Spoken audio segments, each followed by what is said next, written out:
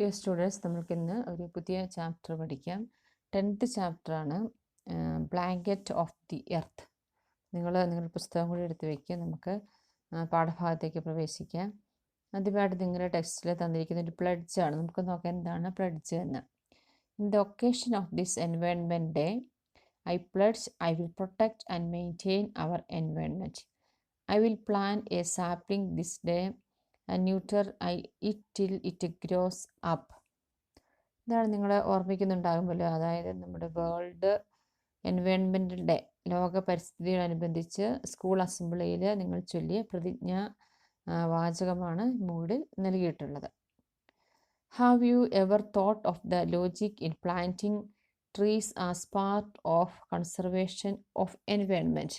നമ്മളിവിടെ നിങ്ങൾ ആ ഒരു പ്ലഡ്ജിൽ നിങ്ങൾ എന്താ പറയുക, നമ്മൾ പരിസ്ഥിതിയെ സംരക്ഷിച്ച് പരിപാലിക്കുമെന്ന് ഞാൻ ഈ പരിസ്ഥിതി ദിനത്തിൽ പ്രതിജ്ഞ ചെയ്യുന്നുവെന്നും, അതുപോലെ ഈ ദിനത്തിൽ ഞാനൊരു മരത്തൈ നട്ട് അത് വലുതാകുന്നവരെ പരിപാലിക്കും എന്നാണ് നിങ്ങൾ പ്രതിജ്ഞ ചൊല്ലിയത്. നിങ്ങൾ എപ്പോഴെങ്കിലും ചിന്തിച്ചിട്ടുണ്ട് പരിസ്ഥിതി സംരക്ഷണത്തിൻ്റെ ഭാഗമായി വൃക്ഷത്തൈ നടുന്നതിൻ്റെ ആ ഒരു ലോജിക്ക്? ഇപ്പം നമുക്കറിയാം എല്ലാ വർഷങ്ങളിലും നമ്മൾ വേൾഡ് എൻവയോൺമെൻറ്റൽ ഡേ അല്ലെങ്കിൽ ലോക പരിസ്ഥിതി ദിനം ആചരിക്കാറുണ്ട്. അപ്പോഴൊക്കെ നിങ്ങൾക്ക് സ്കൂളുകളിൽ നിന്നും മരത്തൈകളൊക്കെ നൽകാറുണ്ട്. നിങ്ങളത് നട്ടുവയ്ക്കുകയും അതിനെ പരിപാലിക്കുകയൊക്കെ ചെയ്യാറുണ്ട്. അപ്പോൾ അങ്ങനെ ഈ പരിസ്ഥിതി സംരക്ഷണത്തിൻ്റെ ഭാഗമായിട്ട് നമ്മൾ എന്തിനാണ് വൃക്ഷത്തൈ നടുന്നതെന്ന് നിങ്ങൾ ചിന്തിച്ചിട്ടുണ്ട്. അപ്പോൾ അതിനെക്കുറിച്ച് നമുക്ക് പഠിക്കാം. As you know, atmosphere is the blanket of air surrounding the earth. നിങ്ങൾക്ക് അറിയാം, ഭൂമിയെ ആവരണം ചെയ്തിരിക്കുന്ന വായുവിൻ്റെ ഒരു ബ്ലാങ്കറ്റ് അല്ലെങ്കിൽ പുതപ്പാണ് അറ്റ്മോസ്ഫിയർ എന്ന് പറയുന്നത്. It is the atmospheric gases such as oxygen and carbon dioxide which play a major role in maintaining earth as a life supporting planet. നിങ്ങൾ ചെറിയ ക്ലാസ്സുകളിലൊക്കെ പഠിച്ചിട്ടുണ്ട് എന്ന് വെച്ചാൽ ദ അറ്റ്മോസ്ഫിയറിക് ഗ്യാസസ് എന്താണ് അറ്റ്മോസ്ഫിയറിൽ കാണപ്പെടുന്ന ഗ്യാസസ് ഏതൊക്കെയാണ് നിങ്ങൾ പഠിച്ചിട്ടുണ്ട്.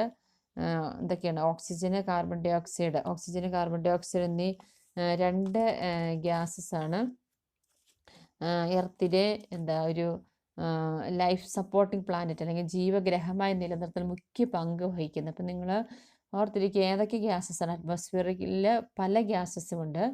Oxygen and carbon dioxide are play a major role in maintaining the earth as a life supporting planet. അപ്പം ലൈഫിനെ സപ്പോർട്ട് ചെയ്യുന്നതിന്, ജീവഗ്രഹമായി നിലനിർത്തുന്നതിൽ ഒരു മുഖ്യ പങ്ക് വഹിക്കുന്ന രണ്ട് ഗ്യാസസാണ് ഏതൊക്കെ?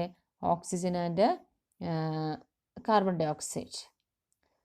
Next, plants are significant in regulating the amount of these gases in the atmosphere. അപ്പോൾ ഈ കാർബൺ ഡൈ ഓക്സൈഡിൻ്റെയും ഓക്സിജൻ്റെയും അതിൻ്റെ ആ ഒരു എമൗണ്ട് റെഗുലേറ്റ് ചെയ്യുന്നത് അല്ലെങ്കിൽ അവരുടെ അളവിനെ നിയന്ത്രിക്കുന്നതിൽ പ്ലാന്റ്സിന് ഒരു സുപ്രധാന പങ്ക് ഉണ്ട്, സുപ്രധാന സ്ഥാനമുണ്ട്. It is through the process of photosynthesis that the plants gather energy for their growth. നിങ്ങൾ പഠിച്ചിട്ടുണ്ട് പ്ലാന്റ്സിലെ ഫോട്ടോസിന്തസിസ്. എന്താ ഫോട്ടോസിന്തസിസ് എന്ന് പറഞ്ഞാൽ പ്രകാശ സംശ്ലേഷണം എന്ന് പറയുന്ന ഒരു പ്രോസസ്സ് നിങ്ങൾ പഠിച്ചിട്ടുണ്ട്. It's through the process of photosynthesis that the plants gather energy for their growth. അതായത് സസ്യങ്ങളെ അവയുടെ വളർച്ചയ്ക്ക് ആവശ്യമായിട്ടുള്ള ഊർജം അല്ലെങ്കിൽ എനർജി സംഭരിക്കുക അല്ലെങ്കിൽ സ്റ്റോർ ചെയ്യുന്നത് ഏത് പ്രോസസ്സിൽ കൂടിയാണ്? Through the process of photosynthesis. Photosynthesis കൂടിയാണ് സസ്യങ്ങൾ അവയുടെ വളർച്ചയ്ക്ക് ആവശ്യമായ എനർജി സ്റ്റോർ ചെയ്യുന്നത്. In this process plants intake carbon dioxide and give out oxygen. നിങ്ങൾ പഠിച്ചിട്ടുണ്ടല്ലോ ഈ ഒരു പ്രോസസ്സിൽ സസ്യങ്ങൾ എന്തിനാണ് ഇൻടേക്ക് ചെയ്യുന്നത് അല്ലെങ്കിൽ എന്തിനാണ് ആഗിരണം ചെയ്യുന്നത്? കാർബൺ ഡൈ ഓക്സൈഡിനെ ആഗിരണം ചെയ്യുകയും ആൻഡ് ഗീവ് ഔട്ട് ഓക്സിജൻ, അന്തരീക്ഷത്തിലേക്ക് ഓക്സിജനെ പുറന്തള്ളുകയും ചെയ്യാറുണ്ട്. അതായത് നിങ്ങളുടെ ചെറിയ ക്ലാസ്സിൽ തന്നെ പഠിച്ചിട്ടുണ്ട് ഫോട്ടോസിന്തസിസ് അല്ലെങ്കിൽ പ്രകാശ സംശ്ലേഷണ എന്ന പ്രോസസ്സിന് ഒരു റോ മെറ്റീരിയലാണ് കാർബൺ ഡൈ ഓക്സൈഡ്. അല്ലെങ്കിൽ അതിനാവശ്യമായ ഒരു വസ്തുവാണ് കാർബൺ ഡൈ ഓക്സൈഡ്. ആ പ്രകാശ സംശ്ലേഷണത്തിൽ ഫോട്ടോസിന്തസിസ് നടന്നു കഴിയുമ്പോൾ ഉണ്ടാകുന്ന ഒരു ബൈ പ്രോഡക്റ്റാണ് ഓക്സിജൻ എന്ന് പറയുന്നത്. അപ്പോൾ അത് ഓക്സിജൻ അന്തരീക്ഷത്തിലോട്ട് പുറന്തള്ളുകയും ചെയ്യുന്നു. Now you might have understood the role played by the plants in maintaining the balance of life supporting gases in required proportion.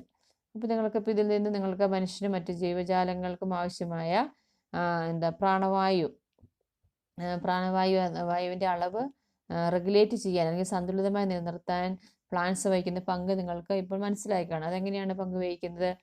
നമ്മുടെ ലൈഫ് സപ്പോർട്ടിംഗ് ആയിട്ട് നമ്മുടെ എർത്തിനെ സഹായിക്കുന്ന 2 ഗ്യാസസ് ഉണ്ട്, കാർബൺ ഡൈ ഓക്സൈഡും അതുപോലെ തന്നെ ഓക്സിജനും.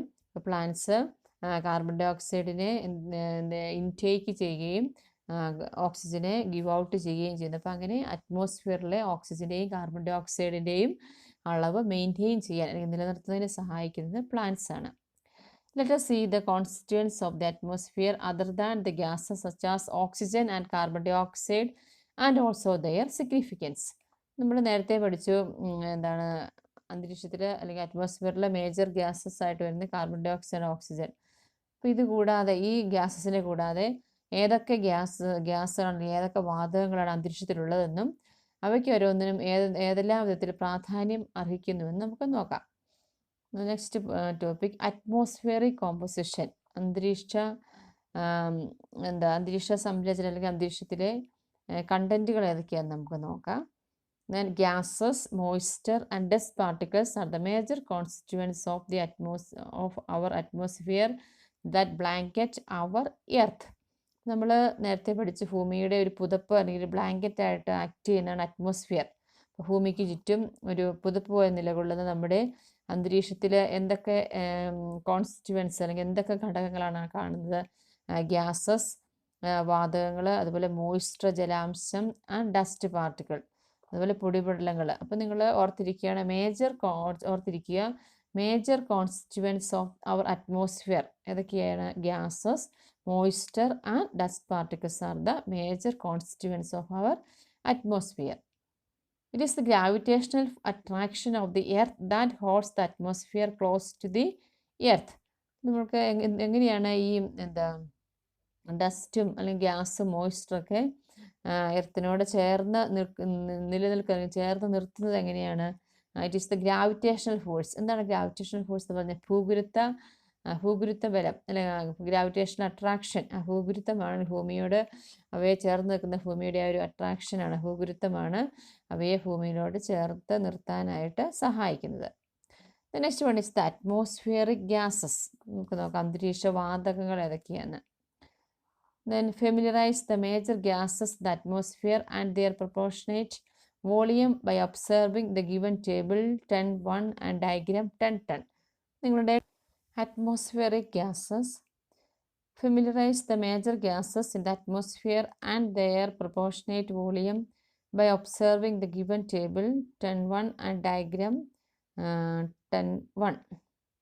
ടെക്സ്റ്റിൽ നിങ്ങൾക്ക് ഒരു ടേബിൾ തന്നിട്ടുണ്ട്. അറ്റ്മോസ്ഫിയറിക് ഗ്യാസസ് അതിൻ്റെ വോളിയം അതാണ് മറ്റേത്. അതുപോലെ തന്നെ ഒരു ഡയഗ്രാം തന്നിട്ടുണ്ട്. അപ്പം നിങ്ങൾ ആദ്യം നമുക്ക് ഡയഗ്രാം നമുക്ക് ഒബ്സർവ് ചെയ്യാം. ഡയഗ്രാം നമുക്ക് നോക്കുമ്പോൾ തന്നെ അതിൽ nitrogen, oxygen and other gases അല്ലേ. അപ്പം അതിൻ്റെ ആ ഒരു അതിൻ്റെ ഒരു അളവ് അവിടെ തന്നിട്ടുണ്ട്. നൈട്രജൻ എത്രയാണ്? 78.08% ആണ്.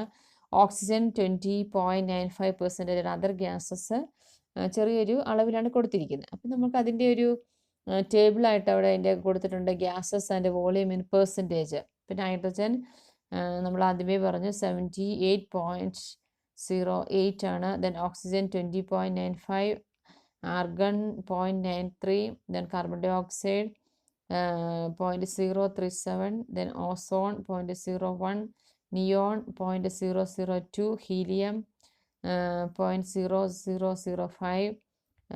Next one is krypton 0.0001, and the next one is the hydrogen 0.00005. Then xenon, that is the last one, 0.000019. ഇത്രയാണ് ഇതിൽ നിങ്ങൾ ഓർത്തിരിക്കുക. ഏറ്റവും ഹയസ്റ്റ് വോളിയം അല്ലെങ്കിൽ ഹയസ്റ്റ് പെർസെൻറ്റേജ് ഉള്ളത് ഏതാണ്? നൈട്രജൻ ആണ്. എത്രയാണ്? 78.08 ആണ് അല്ലേ. Okay. Then next one is the second പ്ലേസിൽ നിൽക്കുന്ന ഓക്സിജൻ ആണ്. 20.95 ആണ്. ബാക്കി അതർ ഗ്യാസസ് ആണ് ബാക്കിയുള്ള പെർസെൻറ്റേജ് ആയിട്ട് അല്ലെങ്കിൽ ഇത് കൊടുത്തിരിക്കുന്നത്. Next one is the almost all the gases in our atmosphere support the sustenance of life directly or indirectly. നമ്മൾ ആദ്യമേ നമ്മുടെ പാഠഭാഗത്ത് ആദ്യ ഭാഗത്ത് നമ്മൾ പഠിച്ചിരുന്നു ഓക്സിജൻ്റെയും കാർബൺ ഡൈ ഓക്സൈഡിൻ്റെ കാര്യം അല്ലേ. അപ്പോൾ മിക്കവാറും എല്ലാ ഗ്യാസസുകളും അറ്റ്മോസ്ഫിയറിൽ കാണപ്പെടുന്ന എല്ലാ ഗ്യാസസുകളും നമ്മുടെ പ്രത്യക്ഷമായോ പരോക്ഷമായിട്ടോ നമ്മുടെ ജീവൻ്റെ ലൈഫിൻ്റെ എക്സിസ്റ്റൻസ് അല്ലെങ്കിൽ നിലനിൽപ്പിന് സഹായകരമായിട്ടുണ്ട്. Observe the picture given.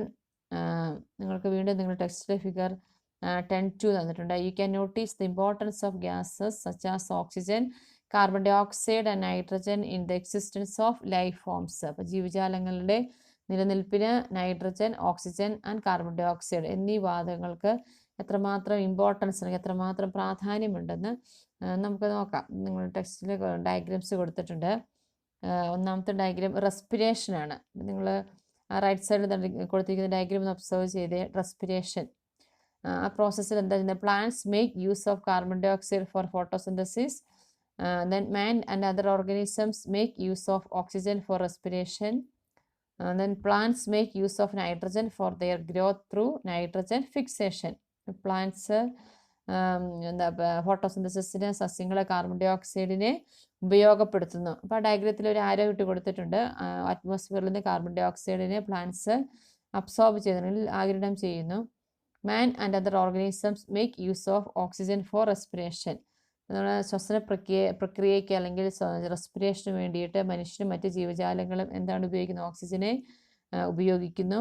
Then plants make use of nitrogen for their growth through nitrogen fixation. അപ്പോൾ നൈട്രജൻ്റെ സ്ഥിരീകരണം, അതാണ് നൈട്രജൻ ഫിക്സേഷനിൽ കൂടി സസ്യങ്ങൾക്ക് ആവശ്യമായ നൈട്രജൻ ഉപയോഗപ്പെടുത്തുന്നു. അപ്പോൾ നിങ്ങൾ ഒന്നാമത്തെ ഡയഗ്രാം കൊടുത്തിരിക്കുന്നത് റെസ്പിറേഷൻ്റെയാണ് അല്ലേ. ഇപ്പോൾ രണ്ടാമത്തെ ഫോട്ടോസിന്തസിസ് കൊടുത്തിട്ടുണ്ട്. അപ്പോൾ നിങ്ങൾ ആ ഡയഗ്രാം നോക്കിയാൽ അവിടെ plants the absorb water and minerals from the soil, അതുപോലെ കാർബൺ ഡൈ ഓക്സൈഡ്, സൺലൈറ്റ്. അപ്പോൾ ഈ ഒരു ഇവയെല്ലാം ഉപയോഗിച്ച് പ്ലാന്റ്സ് ഫോട്ടോസിന്തസിസ് നടത്തുന്നു. ഫോട്ടോസിന്തസിസ് നടക്കുമ്പോൾ ഒരു പ്രോഡക്റ്റായിട്ട് ഓക്സിജൻ ഉണ്ടാകുന്നു. ഓക്സിജൻ അറ്റ്മോസ്ഫിയറിലോട്ട് റിലീസ് ചെയ്യുന്നു. ദെൻ നെക്സ്റ്റ് ഡയഗ്രാം നൈട്രജൻ ഫിക്സേഷനാണ്. അറ്റ്മോസ്ഫിയറിലെ നൈട്രജനെ സോയിലിലോട്ട് അതിനെ സ്ഥിരീകരിച്ച് നൈട്രജനെ ഫിക്സ് ചെയ്യുന്നു. ആ നൈട്രജനാണ് പ്ലാന്റ്സ് അതിൻ്റെ ഗ്രോത്തിന് വേണ്ടി അബ്സോർബ് ചെയ്യുന്നത്. Then next one is the water in the atmosphere. Water molecules R A major constituent of in the lower parts of the atmosphere. ഇപ്പോൾ ഭൂമിയുടെ ചേർന്ന അന്തരീക്ഷ ഭാഗങ്ങളിൽ വളരെ ഉയർന്ന അളവിൽ അടങ്ങിയിട്ടുള്ള ഒരു കോൺസ്റ്റിറ്റ്യൂന്റ് അല്ലെങ്കിൽ ഒരു ഘടകമാണ് വാട്ടർ മോളിക്യൂൾസ് എന്ന് പറയുന്നത്. നമ്മൾ ഭൂമിയോട് ചേർന്ന് അറ്റ്മോസ്ഫിയറിൽ വളരെ ഉയർന്ന അളവിൽ അടങ്ങിയിട്ടുള്ള ഒരു ഭാഗമാണ് ജലതന്മാത്രകൾ അല്ലെങ്കിൽ വാട്ടർ മോളിക്യൂൾ എന്ന് പറയുന്നത്. As you know, water reaches the atmosphere through evaporation and causes cloud formation and rain. നിങ്ങൾ നേരത്തെ ചെറിയ ക്ലാസ്സുകളൊക്കെ പഠിച്ചിട്ടുണ്ട് എങ്ങനെയാണ് മഴ പെയ്യുന്നതെന്ന് അല്ലേ. ഇവാപറേഷൻ പ്രോസസ്സിൽ കൂടി അല്ലെങ്കിൽ ബാഷ്പീകരണ പ്രക്രിയയിലൂടെ വാട്ടർ നീരാവിയായിട്ട് അല്ലെങ്കിൽ വാട്ടർ വേപ്പറായിട്ട് അന്തരീക്ഷത്തിൽ എത്തിച്ചേരുകയും അത് അവിടെ ക്ലൗഡ്സിൻ്റെ മേഘങ്ങളുടെ ഫോർമേഷൻ നടക്കുകയും അങ്ങനെ ആ മേഘങ്ങളുടെ രൂപീകരണത്തിന് മഴയ്ക്കും കാരണമാകുന്നതൊക്കെ നിങ്ങൾ നേരത്തെ പഠിച്ചിട്ടുണ്ട്. There is spatial and temporal variation in the amount of water present in the atmosphere. അപ്പോൾ അന്തരീക്ഷത്തിലെ ജലാംശത്തിൻ്റെ അളവ് എല്ലായിടത്തും എല്ലാ സമയത്തും ഒരുപോലെയല്ല. അപ്പം അന്തരീക്ഷത്തിലെ ജലത്തിൻ്റെ അളവിനെ സ്വാധീനിക്കുന്ന ഘടകങ്ങൾ ഏതൊക്കെയാണ് നമുക്ക് നോക്കാം. Look at the factors influencing the amount of water in the atmosphere. The first one is the rate of evaporation will be high at places experiencing higher temperature, so the water content in such places will be high. Rate of evaporation നിങ്ങൾ ബാഷ്പീകരണം എന്ന് പറയുന്നത് നമുക്കറിയാം. Water വേപ്പറായിട്ട് മാറുന്ന പ്രോസസ്സാണ് evaporation എന്ന് പറയുന്നത്. Rate of evaporation will be high at places experiences high temperature. അപ്പോൾ ഉയർന്ന ടെമ്പറേച്ചർ അല്ലെങ്കിൽ ഉയർന്ന താപനിലയുള്ള പ്രദേശങ്ങളിൽ ഇവാപറേഷൻ അല്ലെങ്കിൽ ബാഷ്പീകരണം കൂടുതലായിരിക്കും. So the water content in such places will be high. അപ്പോൾ ആ പ്രദേശങ്ങളിൽ അറ്റ്മോസ്ഫിയറിലെ അല്ലെങ്കിൽ അന്തരീക്ഷത്തിലെ വാട്ടർ കണ്ടന്റ് അല്ലെങ്കിൽ ജലാംശം കൂടുതൽ ആണ്. Then the amount of water will be high in the atmosphere close to the surface water source such as oceans, rivers and other water bodies. അതായത് ഉപരിതല ജലസ്രോതസ്സുകൾ, സമുദ്രം അല്ലെങ്കിൽ ഓഷ്യൻസ്, അതുപോലെ തന്നെ നദികൾ, അങ്ങനെയുള്ള മറ്റ് ജലാശയങ്ങൾ എന്നിവയോടടുത്തുള്ള അറ്റ്മോസ്ഫിയറിലും വാട്ടറിൻ്റെ കണ്ടൻറ്റ് അല്ലെങ്കിൽ അവിടെയുള്ള ജലാംശം കൂടുതലായിരിക്കും. നെക്സ്റ്റ് നിങ്ങൾക്കൊരു ആക്ടിവിറ്റിയാണ് തന്നിരിക്കുന്നത്. Complete the given work sheet based on the fact discuss above. നിങ്ങൾക്ക് വർക്ക് ഷീറ്റിൽ തന്നേക്ക് നമുക്ക് നോക്കാം. എന്താണ് observe the places marked as A and be in the figure. Which among these places have higher amount of atmospheric water? Why? നിങ്ങൾക്ക് തന്നിരിക്കുന്നത് അവിടെ എയും ബിയും ലേബിൾ ചെയ്തിട്ടുണ്ട്. അതുപോലെ 90 ഡിഗ്രി നോർത്തും 90 degree south, 66.5 degree north, 23.5 degree north. അതുപോലെ നെക്സ്റ്റ് സൗത്തിൽ 23.5 സൗത്തും 66 ഡിഗ്രി സൗത്ത്. അപ്പോൾ ഇവിടെ എന്താണ് ക്വസ്റ്റ്യൻ പറഞ്ഞിരിക്കുന്നത്? Observe the places marked A and B. എയും ബിയും മാർക്ക് ചെയ്തിരിക്കുന്ന പ്ലേസ് ഒബ്സർവ് ചെയ്ത് which among these places have higher amount of atmospheric water? Why? അപ്പോൾ എവിടെയാണ് അറ്റ്മോസ്ഫിയറിൽ കൂടുതൽ വാട്ടറിൻ്റെ എമൗണ്ട്? അപ്പോൾ അതിൻ്റെ റീസണാണ് ചോദിച്ചിരിക്കുന്നത്. നമ്മളിവിടെ അത് ഒബ്സർവ് ചെയ്യുകയാണെങ്കിൽ എന്താണ് അതിൻ്റെ answer? Places A have higher amount of atmospheric water. അപ്പം നിങ്ങൾ അതിൻ്റെ സെൻറ്റർ ഭാഗത്തായിട്ട് എ ലേബിൾ ചെയ്തിട്ടുണ്ട്. അപ്പോൾ പ്ലേസ് എയിലാണ് high amount of water atmospheric content കാണുന്നത്. Because place A is situated near the equator. അപ്പം ഇക്വേറ്ററിനോട് ചേർന്നാണ് എ കാണപ്പെടുന്നത്. Where the temperature and rate of evaporation are high. അപ്പോൾ അവിടെ ടെമ്പറേച്ചറും റേറ്റ് ഓഫ് ഇവാപറേഷനും ഹൈ ആണ്. അപ്പം നമ്മൾ തൊട്ട് മുമ്പ് പഠിച്ചിരുന്നു ടെമ്പറേച്ചർ ഹൈ ആണെങ്കിൽ അവിടെ എന്താണ് അറ്റ്മോസ്ഫിയറിൽ വാട്ടറിൻ്റെ അംശം ഹൈ ആയിരിക്കും. നെക്സ്റ്റ് ക്വസ്റ്റ്യൻ ബിയുടെയും ചോദിച്ചിട്ടുണ്ടല്ലേ. Then place B is situated on the frigid zone, so the rate of evaporation is low and therefore atmosphere water is low. രണ്ടാമത്തെ ബി അത് നമുക്ക് പോളാർ റീജിയൻസ് അല്ലെങ്കിൽ വളരെ തണുപ്പുള്ള വെരി കോൾഡ് റീജിയൻസിലാണ്, നോർത്ത് ധ്രുവപ്രദേശത്തിലാണ് അത് ലേബിൾ ചെയ്തിരിക്കുന്നത്. അവിടെ ഇവാപറേഷൻ്റെ റേറ്റ് വളരെ കുറവായിരിക്കും. അതുപോലെ അറ്റ്മോസ്ഫിയറിൻ്റെ ഉള്ള വാട്ടറിൻ്റെ എമൗണ്ടും കുറവായിരിക്കും. നെക്സ്റ്റ് നിങ്ങൾക്ക് രണ്ടാമത്തെ ഒരു ആക്ടിവിറ്റി തന്നിരിക്കുന്നത് 2 places in India are marked in the figure. Which among these places have higher amount of atmospheric water? Why? അപ്പോൾ ഇതിൽ ഡൽഹിയും തിരുവനന്തപുരവും മാർക്ക് ചെയ്തിട്ടുണ്ട്. അപ്പോൾ അതിലേത് പ്ലേസിലായിരിക്കും ഹൈ എമൗണ്ട് ഓഫ് വാട്ടർ എന്നും അതിൻ്റെ റീസണുമാണ് ചോദിച്ചിരിക്കുന്നത്. അപ്പോൾ Thiruvananthapuram is situated near ocean, so here the atmosphere water is high. Delhi is situated far away from the ocean, so atmospheric water is low. ഇപ്പോൾ നമ്മൾ നേരത്തെ കുറച്ച് മുമ്പ് നമ്മൾ പഠിച്ചിരുന്നു എന്താണ് ഓഷ്യൻസിൻ്റെ ജലസ്രോതസ്സുകളായ ഓഷ്യനും റിവറും. അപ്പം അങ്ങനെയുള്ള ജലസ്രോതസ്സുകളുടെ അടുത്ത് അവയോടുള്ള അന്തരീക്ഷ ഭാഗത്ത് വാട്ടറിൻ്റെ കണ്ടൻറ്റ് കൂടുതലായിരിക്കും. ഇപ്പം നമുക്കിവിടെ തിരുവനന്തപുരം ഇവിടെ കൊടുത്തിട്ടുണ്ട്. അത് തിരുവനന്തപുരം സിറ്റുവേറ്റഡ് നിയർ ഓഷ്യനാണ്. അപ്പോൾ അതുകൊണ്ട് അവിടെ ആയിരിക്കും അറ്റ്മോസ്ഫിയറിൽ വാട്ടർ കണ്ടൻറ്റ് കൂടുതലായിട്ട് കാണപ്പെടുന്നത്. അപ്പോൾ നിങ്ങൾ നോട്ട്ബുക്കിലേക്ക് ഈ ഒരു ആക്ടിവിറ്റി എന്ന് എഴുതി വെക്കണം കേട്ടോ. Next one is the dust particles. എന്താണ് ഡസ്റ്റ് പാർട്ടിക്കിൾസ്? പൊടിപടലങ്ങൾ. Then other than gases and water content dust particles also form part of the atmosphere. അപ്പം നമ്മൾ ആദ്യം നമ്മൾ വാട്ടർ കണ്ടൻറ്റ് അല്ലെങ്കിൽ ജല തന്മാത്രകളെ കുറിച്ച് വാട്ടർ മോളിക്യൂൾസ് നമ്മൾ പഠിച്ചത്. Next dust particles other than gases and water content, അതായത് ഗ്യാസസും വാട്ടർ കണ്ടൻറ്റും ഇവയ്ക്ക് പുറമേ അന്തരീക്ഷത്തിൽ കാണപ്പെടുന്ന ഒരു കണ്ടൻറ്റ് അല്ലെങ്കിൽ ഒരു പാർട്ടാണ് ഡസ്റ്റ് പാർട്ടിക്കിൾസ് അല്ലെങ്കിൽ പൊടിപടലങ്ങൾ എന്ന് പറയുന്നത്. Look at the main source of dust particles to the atmosphere. നിങ്ങൾക്കറിയാം ഏതൊക്കെയായിരിക്കും അന്തരീക്ഷത്തിലോട്ട് ഏതൊക്കെ മാർഗങ്ങളിലൂടെയായിരിക്കും മുഖ്യമായിട്ടും പൊടിപടലങ്ങൾ അല്ലെങ്കിൽ ഡസ്റ്റ് പാർട്ടിക്കിൾസ് അന്തരീക്ഷത്തിലോട്ട് എത്തിച്ചേരുന്നതെന്ന് നമുക്ക് നോക്കാം. അപ്പം നിങ്ങൾക്ക് നിങ്ങളുടെ ടെസ്റ്റ് തന്നിട്ടുണ്ട്. First one is the dust particles brought to the atmosphere by wind. നമുക്കറിയാവുന്നതാണ് കാറ്റിലൂടെ ഭൂമിയിൽ നിന്ന് ഉയർത്തപ്പെടുന്ന കാറ്റുള്ള സമയത്ത് പൊടി ഉണ്ടാകുകയും അത് അന്തരീക്ഷത്തിലോട്ടാണ് വരുന്നത്. Then second one is the dust particles erupted through volcanoes. അപ്പോൾ അഗ്നിപർവ്വതങ്ങൾ പൊട്ടിക്കഴിയുമ്പോൾ അഗ്നിപർവ്വതങ്ങളിൽ നിന്ന് പുറത്തു വരുന്ന ഡസ്റ്റ് പാർട്ടിക്കിൾസ്. അപ്പോൾ അതിൻ്റെ ഒരു ഡയഗ്രാം നിങ്ങളുടെ ടെക്സ്റ്റ് കൊടുത്തിട്ടുണ്ട്. Next one is the ash formed by burning of meteors. അതായത് ഉൽക്കകൾ കത്തുന്നതിലുണ്ടാകുന്ന ചാരം. അപ്പം അതും ഡസ്റ്റ് പാർട്ടിക്കിൾസ് ആയിട്ട് അറ്റ്മോസ്ഫിയറിലോട്ട് വരുന്നതാണ്. നിങ്ങൾക്ക് ഒരെണ്ണം ഫില്ല് ചെയ്യാൻ കൊടുത്തിട്ടുണ്ട്. നമുക്കറിയാം നിങ്ങളവിടെ പോളൻ ഗ്രെയിൻസ്, നമുക്കറിയാം പൂമ്പൊടി അല്ലേ, സസ്യങ്ങളിലെ പൂക്കളിലുണ്ടാകുന്ന പൂമ്പൊടിയും അറ്റ്മോസ്ഫിയറിലോട്ട് വരാറുണ്ട്.